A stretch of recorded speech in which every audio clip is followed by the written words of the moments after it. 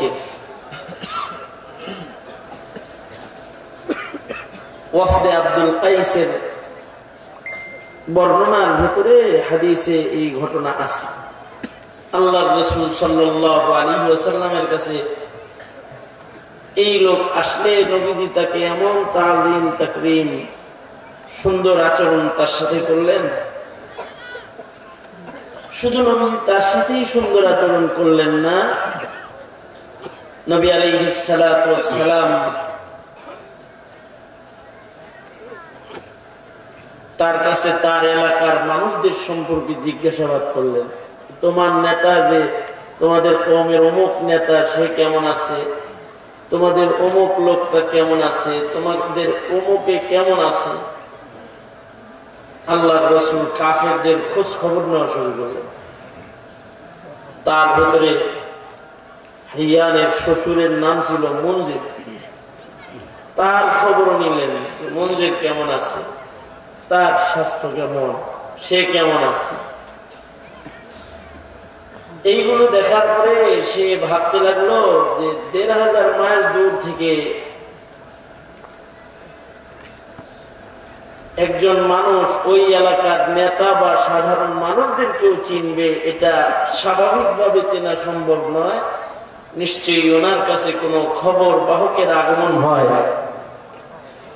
যিনি যুগে যুগে আদর্শ মহামানবদের কাছে এসেছেন, নবীদের কাছে এসেছেন, তিনি ওনার কাছেও আসেন। অবশ্যই ইনি আল্লাহর পয়গম্বর ছাড়া অন্য আর কেউ নন।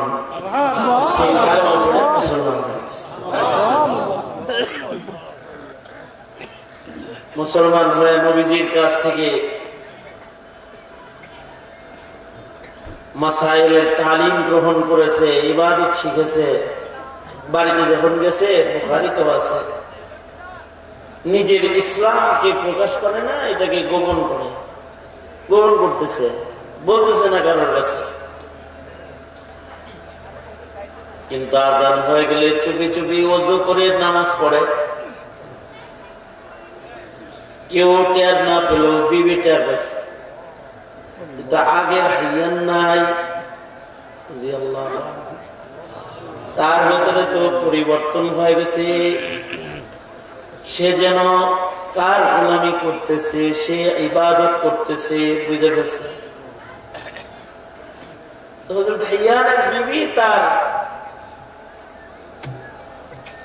বাবার কাছে যে বলছে, আপনাদের জামাইয়ের হালত তো আগের মতো নাই। তো ডাকাইছে, ডাকায় বলে, তুমি নাকি ইবাদত করো, কেমন কেমন? বলে যে আমি তো, আমার দিলের ভিতরে তো কুফর ঝরে গেছে, ঈমান ভেঙে গেছে, মুসলমান হয়ে গেছে। মুসলমান হব না? আরবে যে শ্রেষ্ঠ পয়গম্বর আখিরি নবী যিনি আগমন করেছেন, তিনি তো ওনার কাছে গেছি করে আপনার কথাও জিজ্ঞাসা করছেন। হাদিসে আছে, এই কথা শোনার পরে মনজির মনে মনে ভাবতেছে, ১৫০০ মাইল দূর থেকে আমার কথা যিনি স্মরণ করে, আমি তার থেকে দূরে থাকলে এটা ভালো না। কালেমা পড়ে মুসলমান হয়ে গেছে। শুধু মুসলমান হয় নাই,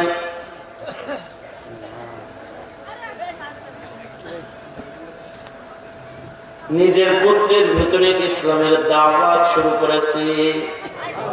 অন্যান্যদেরকেও ইসলামের দাওয়াত, ইসলাম দিয়ে তাদেরকেও মুসলমান বানায় দিয়েছে। কিন্তু আমরা যেমন মুসলমানি পরিচয় নিয়ে ঘুরি, এইটা হলো সাহাবী আর আগের যুগের মুসলমান আর এই যুগের মুসলমানের ভিতরে বিরাট একটা ব্যবধান। আমরা না মুসলমানিত্ব শিখার আগ্রহ রাখি, না মুসলমানের আমল শিখার আগ্রহ রাখি, না আমাদের ভেতরে পরিবর্তনের আকর্ষণ পয়দা হয়। ইল্লা মাশাআল্লাহ, যাদের হয় তা তো হয়। যদি নাই হইতো তাহলে কি চিল্লায় এত লোক যাইতো? যদি নাই হইতো পরিবর্তনের ফিকির, তাহলে কি ওয়াজ মাহফিলে এত লোক আইতো? আইসে কি করতে? পরিবর্তনের আশাই তো আসে। কিন্তু যারা পরিবর্তনের আশা লালন করে এবং ফিকির করে তাদের দাম বেড়ে যায়। সুদূর বাহরাইন থেকে কালেমা পড়ে মুসলমান হয়ে গেছে ১৫০০ মাইল দূরে, নিজেদের জন্য পেরেশানি যে আমরা নামে মুসলমানই লালন করতেছি, ইসলাম সম্পর্ক তো আমরা তেমন কিছু জানি না। সবাই মিলে আপনারা যেমন সব মিলে এখানে আসছেন, তারাও কওমের লোকেরা একত্রিত হইয়া তারিখ ঠিক করছে যে আমরা মুহাম্মদুর রাসূলুল্লাহ সাল্লাল্লাহু আলাইহি ওয়াসাল্লামের কাছে যাব। এই ১৫০০ মাইল থেকে তারা সফর শুরু করেছে।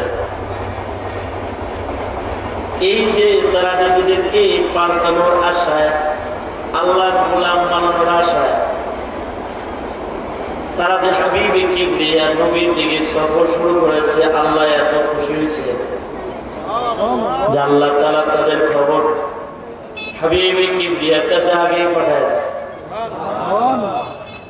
তারা সফর করে মদিনায় ঢোকার আগে আল্লাহর রাসূল বলতেছেন, আগামীকালকে এমন একটা কাফেলা আব্দুল কাইস দূর থেকে তারা আসতেছে, এমন একটা কাফেলা মদিনায় আগামীকালকে পূর্ব দিক থেকে ঢুকতেছে। আরবের পূর্বাঞ্চল থেকে যে কাফেলাটা আমাদের কাছে আসতেছে, এই কাফেলাটা আরবের সবচেয়ে দামি কাফেলা। আল্লাহর রাসূল একদিন আগে সাহাবীদের কাছে প্রশংসা করতেছে। নবী আলাইহিস সালাতু ওয়াস সালামের প্রশংসা শুনে হযরত ওমর উটের পিঠে সওয়ার হয়ে এদের ইস্তেকবাল দেওয়ার জন্য বের হয়ে গেছে। ভালো মানুষদেরকে স্বাগতম জানাই। এরা যখন মদিনায় ঢুকতে লাগছে, দেখে যে উটের পিঠে সওয়ার হয়ে একজন আসতেছে। সামনের দিকে এসে বলে, তোমরা কারা, কই তোমাদের গন্তব্য? আমরা আসছি বাহরাইন থেকে, আমাদের গন্তব্য মুহাম্মাদুর রাসূলুল্লাহ সাল্লাল্লাহু আলাইহি ওয়াসাল্লাম, নবীজির কাছে আমরা এসেছি। তা আগন্তক ইস্তেকবাল দাতা যিনি, তিনি বলতেছেন, মারহাবান বিকুম, সুস্বাগতম, তোমাদেরকে প্রবেশ করো।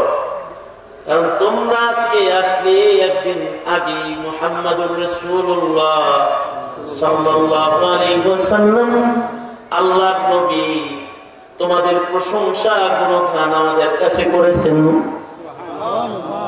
আল্লাহর নবী মজলিসে বসে আছেন বেতাকাল্লুফ। বসার আদবের বর্ণনা ইমাম বুখারী রাহমাতুল্লাহ আলাইহি হাদিসে আনছেন। আল্লাহর রাসূল পা মেলে দিয়ে হাতে হেলান দিয়ে বসে আছেন।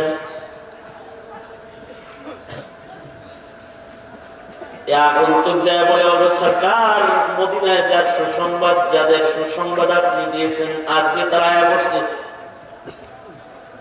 আল্লাহর রাসূল সাল্লাল্লাহু আলাইহি ওয়াসাল্লাম মেহমান ঢুকতেছে, তাদের সম্মানে সকলকে সুন্দর করে বসতে বললেন। মেহমান আসলে একটু সুন্দর করে বসা, মেহমানের একটু তাজিম করা। তাকে আল্লাহর রাসূল সাল্লাল্লাহু আলাইহি ওয়াসাল্লাম নিজে সকলকে আদবের সাথে বসাইলেন। তারা নবীজির কাছে আসলো। নবীজি তাদেরকে দ্বীন শিখাইলেন, নামাজের কথা বললেন, রোজার কথা বললেন, যাকাতের কথা বললেন, হজের কথা বললেন। আল্লাহর নবী তাদেরকে দোয়া শিখাইলেন, আল্লাহর কাছে চাওয়া শিখাইলেন। এবং আল্লাহর রাসূল সাল্লাল্লাহু আলাইহি ওয়াসাল্লামের জন্য তারা দেশ থেকে খেজুর নিয়ে আসছে, বিভিন্ন প্রকারের খেজুর আছে। আল্লাহর নবী তাদেরকে বললেন, তোমাদের দেশে এই খেজুরটার নাম এই, এই খেজুরটার নাম এই, এই খেজুরটার নাম এই। হযরত মনজিরের সাথে যারা দাওয়াতে কালেমা পড়ে মুসলমান হয়ে আসছে তাদের ওই ইয়াকিন হয়ে গেল যে খেজুরগুলোর নাম তো এত দূরে আসার কথা না। কোন খেজুরটা আগে পাকে কোন খেজুরটা পরে পাকে তাও রাসূল বলতেছেন তোমরা এই খেজুরটাকে অবহেলা করো, কিন্তু এই খেজুরটা অল্প দিনে পাইকা যায়, এর ভেতরে সবচেয়ে বেশি বরকত। হাদিস রিওয়ায়াতকারী বলে যে খেজুরটা আমরা গবাদি পশুদেরকে খাওয়াইতাম ওটার ভিতরে ফজিলত বেশি আমরা আগে জানতাম না। শেষ বেলায় এই খেজুরটার ভেতরে মদিনা থেকে ফেরত আসার পরে আমাদের সবচেয়ে বরকত হয়েছে। তার মানে হাবিবে কিবরিয়া মুহাম্মাদুর রাসূলুল্লাহ সাল্লাল্লাহু আলাইহি ওয়াসাল্লামের কাছে আলাদা ইলম আছে। এর নবীজির কাছে যে ইলমটা আলাদাভাবে আসছে সেই ইলমটা যে ইলমের কারণে নবীজির এত সম্মান, এই ইলমটাই রাসূলে আরবি চলে যাওয়ার সময় একটা গোষ্ঠীর কাছে আমানত রেখে গেছে। মানুষ সৃষ্টিগত ভাবে দামি, কিন্তু নবীর রেখে যাওয়া ইলমের আমানত যাদের কাছে আছে তারা সমাজের সকল মানুষের ভেতরে সবচেয়ে দামি। যারা আলেম আর যারা গায়রে আলেম এরা দুই দল সমান না।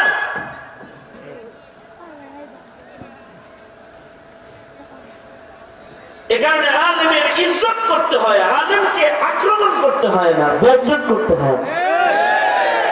শুধু আলেম না, পৃথিবীর কোন মানুষকে বেইজ্জতি করতে নেই। আল্লাহ তাআলা যদি মানে কোন বান্দাকে বেইজ্জতি করতেছে কেউ, এটা আল্লাহরও বরদাস্ত হয় না। আল্লাহ তাআলার কাছে ইজ্জতের একটা দাম, আন্নাল ইজ্জাতা লিল্লাহি জামিআ। সব ইজ্জত তো আল্লাহ, ইজ্জত তো আল্লাহ পাকের সিফাত। এই কারণে ইজ্জতের এত দাম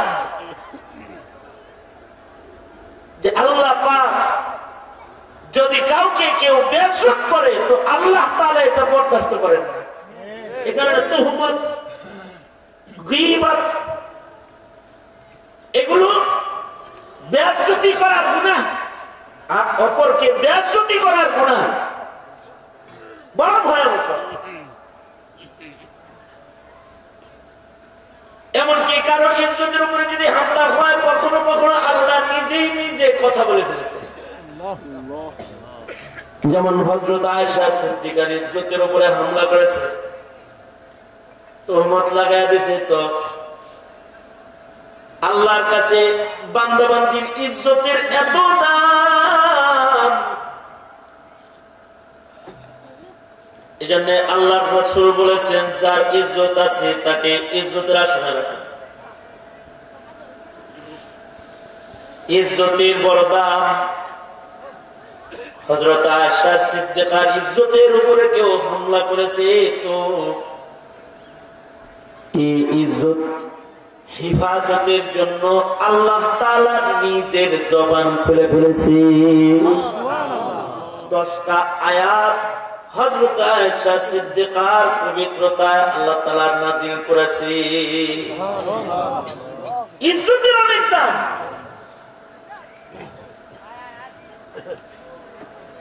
এমনকি কোন বান্দা বান্দির ইজ্জতে হামলা হয়েছে তো আল্লাহ তাআলা আল্লাহর নিয়ম পাল্টায় ফেলেছে ইজ্জত রক্ষা করার জন্য। হাদিসের কিতাবে শিরোনাম আলাদা অধ্যায় আছে, লাম ইয়াতাকাল্লাম ফিল মাহদি ইল্লা সালাস আও আরবাআ। আল্লাহ তাআলা কখনো কখনো বাচ্চাদেরকে কথা বলাইছে। আল্লাহর একটা নিয়ম আছে, কথা বলার সময় না হওয়া পর্যন্ত কেউ কথা বলে না। কারণ কথা বলা শিখায় কে? আল্লাহ। এই যে বললেন এটা বলাইলো কে? আল্লাহ। আরো আস্তে করে বলেন। আল্লাহ। কথা বলায় কে? আল্লাহ। আল্লামাহুল বায়ান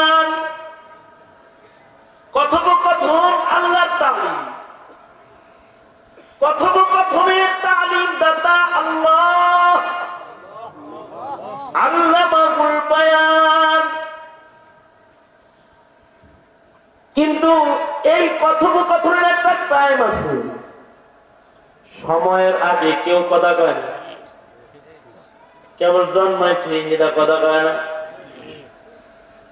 2 মাস 3 মাস 6 মাসে কথা কয় না। কথা বলার একটা বয়স আছে, একটা সময় আছে যখন কথা কয়। আল্লাহ যখন বলায় তখন কথা কয়। কিছু কিছু বাচ্চা আবার এমন হয় যাদের বয়স 4 বছর 5 বছর হয়, তখনও কথা কম কয়। আরে কিছু কিছু বুড়া আছে যাদের কথা বন্ধ হয়। কিছু কিছু মানুষ আছে যাদের জীবন গুজরায় কিন্তু আওয়াজ বন্ধ হয় বুবা। কিন্তু আল্লাহ পাকের নিয়মগুলো একটা সময় গেলে আল্লাহ তাআলা মানুষকে কথা বলায়। এ কারণেই মানুষকে হাইওয়ানে নাতিক বলা হয়। আজব কথোপকথন যোগ্যতা যে ইন্না মিনাল বায়ানি লা সিহর, কথার ভেতরে আল্লাহ তাআলা জাদুর আকর্ষণের চেয়ে দামি আকর্ষণ রেখেছেন। মানুষ চাতকের মতো তাকায় মানুষের কথা শুনতে থাকে। এই কথোপকথন সৌন্দর্য শিখাইছেন মানুষকে আল্লাহ। আল্লাহর নিয়ম টাইম মতো কথা বলায়। কিন্তু যখন হযরত মরিয়মের ইজ্জতের উপরে হামলা, যখন হযরত ঈসার ইজ্জতের উপরে হামলা,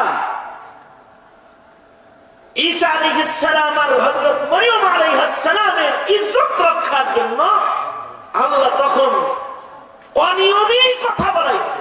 নিজের নিয়ম ভেঙে বলে কথা বলো, ইজ্জত বাঁচাও, জবান খুলে দিছে। হযরত মরিয়মের পেট থেকে হযরত ঈসা জন্মাইলেন। ঈসা আলাইহিস সালামের দৃষ্টান্ত হলো কামাসালি আদম। বাবা আদমের যেমন বাপ নাই, পয়গম্বর ঈসা আলাইহিস সালামের বাপ নাই।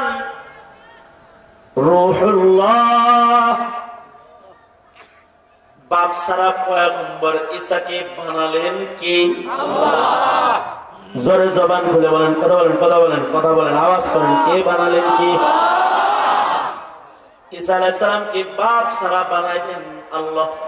আল্লাহ কি অক্ষম না সক্ষম? জোরে আওয়াজ করে বলেন, অক্ষম না সক্ষম?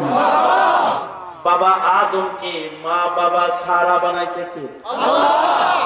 মা হাওয়াকে বানাইছে কে? আল্লাহ। মা ছাড়া বানাইছে। বাবা আদমের গায়ের ঘাম গড়ায় পড়তেছে, এটা বানায় লাগছে। তো সিরে আছে জান্নাতের ভেতরে বাবা আদম আনমনা ঘুরে ভালো লাগে না। এই এত কিছু আছে কিন্তু একলা একটা বন্দি ভাব, মন মরা ভাব সব আছে, কিন্তু তারপরও কি জানি নাই।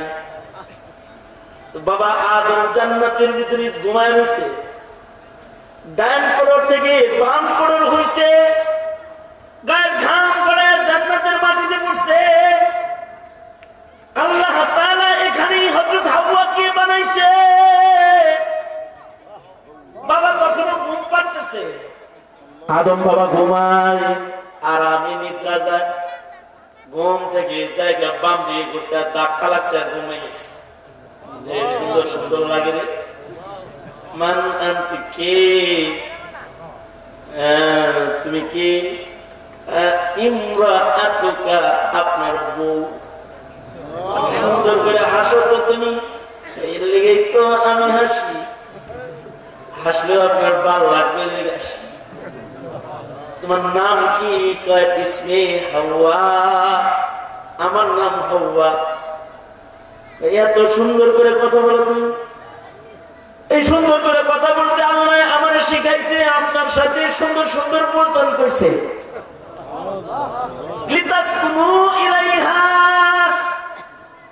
যেন আপনি আমার কাছে আইসা শান্ত হয়ে যান, সুকুন ইতমিনান পাওয়া যান।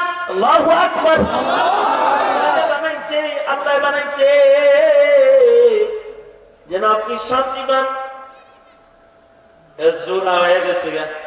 এই যে হাওয়ারে বানাইলো মা নাই, পেটের গর্ভে নেয় নাই, বাবা আদমের ঘাম থেকে বানায় ফেলেছে, বাম পাট দিয়ে ঘাম গড়ায় পড়ছে আর গেছে। আল্লাহ কয় সব দিকে ঘুরো ফিরো, খাওয়া দাও, যেখানে খুশি সেখানে দাও, মোজ করো, ফুর্তি করো, আনন্দ করো, কিন্তু ওয়ালা তাকরাবা হাদিহিশ শাজারাতা ফাতাকুনা মিনাজ জালিমিন। বহরহাল আল্লাহ তাআলা মা ছাড়াও মানুষ বানাইছে, বাপ ছাড়াও মানুষ বানাইছে, মা বাপ দুজন ছাড়াও মানুষ বানাইছে।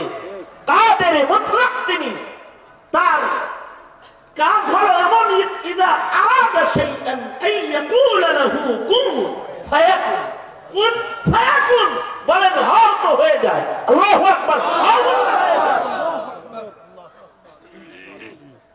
কাদেরে কুদরতদারি, কাদেরে কুদরতদারি হর চাখি আকুনি, কাদেরে কুদরতদারি হর চাখি আকুনি, মুর্দারা তু জান বখশি জিন্দারা বে জাকুনি। সব কিছু করতে পারেন তিনি, তিনি কাদের মুতলাক। বাপ ছাড়া ঈসা নবীর জন্ম দেয়া লাগছে। হযরত মরিয়ম বলে আল্লাহ এটা কি করলেন? আমি কি বলবো? তোমার বলা লাগবে না, তুমি বলবা রোজা। আগের জমানার নিয়ম হলো রোজা রাখলে কথা বলা নিষেধ। কেউ রোজা রাখছে এটা বোঝা যেত হলো তার লগে গল্প করতে গেলে যদি এরকম করতো তাহলে বোঝা যেত ইন্নী নাযারতু লির-রহমানি সাওমা, চুপচাপ কথা নাই, আল্লাহর নামে রোজা রাখছে। হযরত মরিয়ম ওই কথা নাই, কথা কোন কাল লগে বাচ্চা করতে আনছ, ভালো মানুষের বেটি হয়ে জেনা করো, আক্রমণ করে ফেলছে। কই থেকে বাচ্চা আনছে? এটা বাচ্চার বাপ কি বলো, কথা কও। মরিয়ম বলে না, কথা বলা যাবে না, বলবো কাল লোকে কয়েছে রোজা না হের লগে কো, বলে যেটা আছে ওর লগে কম। ইজ্জতে হামলা হয়েছে তো আল্লাহ তাআলা বাচ্চার জবান খুলে দিচ্ছেন। হযরত ঈসা জবান খুলে ফেলেছে আল্লাহ তাআলা। হযরত ঈসা ডেকে ডেকে বলতেছে ক্বালা ইন্নী আবদুল্লাহ আতানিয়াল কিতাব ওয়া জাআলানি নবিয়্যা। আই সাবধান সাবধান, বেশি কথা কবি না। কে বলছে আমি কথা বলা জানি না? আমি খালি কথা বলা জানি না, আমি পড়াইতে জানি। আমি শিক্ষিত, আমার কাছে কিতাব আছে যা তোর কাছে নেই। আমাকে আল্লাহ তাআলা কিতাব দান করেছে, আমাকে আল্লাহ তাআলা মুআল্লিম বানাইছে, নবী বানায় তোর লাগে পড়াইছে। ভেজাল করতে আইছিস নাকি? আমি বাপ ছাড়া আল্লাহর গোলাম, আমি আল্লাহ পাকের, আমি রূহুল্লাহ, আমি বাপ ছাড়া আল্লাহর গোলাম। কথা কবি না। বাচ্চাকে কথা বলা ইজ্জত হিফাজত করেছে আল্লাহর কাছে, ইজ্জতের বড় দাম। যখন হযরত ইউসুফের ইজ্জতে হামলা করেছে জুলাইখা, জুলাইখা দরজায় খাড়া আজিজে মিসরের কয় দেখছেন ওই ঢুকে গেছিল অন্দর মহলে ঢুকছে, কারে পাইছে একদিন কি তোহমত লাগাইছে, জেনার দাগ লাগায় ইজ্জতে হামলা করছে। তো আল্লাহর বরদাস্ত হয় নাই, আল্লাহ তাআলা নিয়ম পাল্টাইছে, বাচ্চাকে কথা বলায় দিছে। এবার বাচ্চা আজিজে মিসর সবার কথা শুনবেন না, জামা শিক্ষারেন, জামা শিক্ষারেন, জানবেন কে দোষী। শুধু তাই নয়, আল্লাহর আরেকটা বান্দা আছে যে নবীও না, বলি বলি আবেদ, এই আবেদের ইজ্জতে একজন হামলা করেছে, তো আল্লাহ তাআলা তার পবিত্রতায় জবান খুলে দিয়েছে, বাচ্চা কথা বলেছে। তবে হ্যাঁ, এই বুজুর্গ ইবাদত করেছে ঠিক, কিন্তু মায়ের বদদুয়া লয়ে ফেলছে। হাদিসে হযরত জুরাইজ নামে ওলির ওয়াকিআ বর্ণিত, যিনি খাস বান্দা, আবেদ খাস, যিনি ইবাদত করার জন্য জঙ্গলের ধারে যায় থাকতেন, ঝুপড়ি ঘর, দিন রাত সেখানে জিকির করতেন, ইবাদত করতেন, রাত্রে নামাজ পড়তেন, দিনে রোজা রাখতেন। এলাকার মানুষ তাকে এত সম্মান করত, গাছের পায়লা ফল তারে খাওয়াইতো, ভালো রান্না করলে তার কাছে পাঠাইতো। কিন্তু ওনার জীবনে একটি ভুল হয়ে গেল যে একদিন ওনার মা ওনাকে ডাকতেছে বাইরে দাঁড়ায়া, জুরাইজ দরজা খোলো, মা আসছি, দরজা খোলো। কিন্তু আল্লাহর রাসূল বলেন, জুরাইজের মা যখন জুরাইজের দরজায় দাঁড়াইছে, ঘটনা চক্রে জুরাইজ ওই দিন নামাজ পড়তেছে। হযরত জুরাইজ নামাজের ভিতরে চিন্তা করে, সালাতি ওয়া উম্মি, একদিকে নামাজ, একদিকে মা, নামাজ পড়বো না মা রে দেখবো। আবেগে নামাজে দাঁড়ায় রইলেন। মা নিরাশ হয়ে চলে গেল, পুনরাবৃত্তি ঘটলো, আবার একদিন আসলো, এসে দেখে ওই দিনও হযরত জুরাইজ নামাজ পড়ে। মা দরজায় দাঁড়ায় ডাকে, জুরাইজ, জুরাইজ দরজা খোলো। জুরাইজ মনে মনে কয়, সালাতি ওয়া উম্মি, একদিকে মা আর একদিকে নামাজ। আবেগে নামাজে দাঁড়ায় রইলেন। ঘটনা আবার পুনরাবৃত্তি ঘটলো। মা আর একদিন আসলো, এসে দেখে ওই দিনও হযরত জুরাইজ নামাজ পড়ে। দরজায় দাঁড়ায় ডাকলো, জুরাইজ বাবা দরজা খোল, দরজা খোল, মা আসছি। হযরত জুরাইজ আবেগে নামাজকে প্রাধান্য দিয়ে নামাজে দাঁড়িয়ে রইলেন। মা নিরাশায় চলে যাওয়ার সময় বলে, দরজা খুলে মা দেখি না, বেশ্যার চেহারা দিয়ে গেল। মায়ের বদদুয়া নসিব হয়ে গেছে। হাদিসে আছে, দুআয়ে মুস্তাজাব যারা, যাদের বর্ণনা আসছে দুআয়ে মুস্তাজাব, যে এদের আর আল্লাহর মাঝখানে আর কোনো পর্দা নাই, তাদের ভেতরে একদল দুআয়ে মুস্তাজাব হলো পিতামাতা। এজন্য বাবা মা যাদের আছে, যে কোনো একজন আছে, বদদুয়া নিবেন না। বাবা মার চেহারা দেখবা, দরজা খুইলা সব পাইবা, বলবা না পরে আসেন, জুরাইজের মতো পরে আসেন বলবা না, দরজা খুলে আগে মারে দেখবা, বাবাকে দেখবা, কারণ এটা তোমার হজ্জে বাইতুল। আল্লাহর রাসূল বলে কি, মা বাবার চেহারার দিকে কেউ যদি সুনজরে তাকায়, আল্লাহ তাআলা কবুল হজের নেক দেয়। সাহাবী বলে যদি বারবার তাকায়, রাসূল বলে বারবার নেক দেয়। সুবহানাল্লাহ।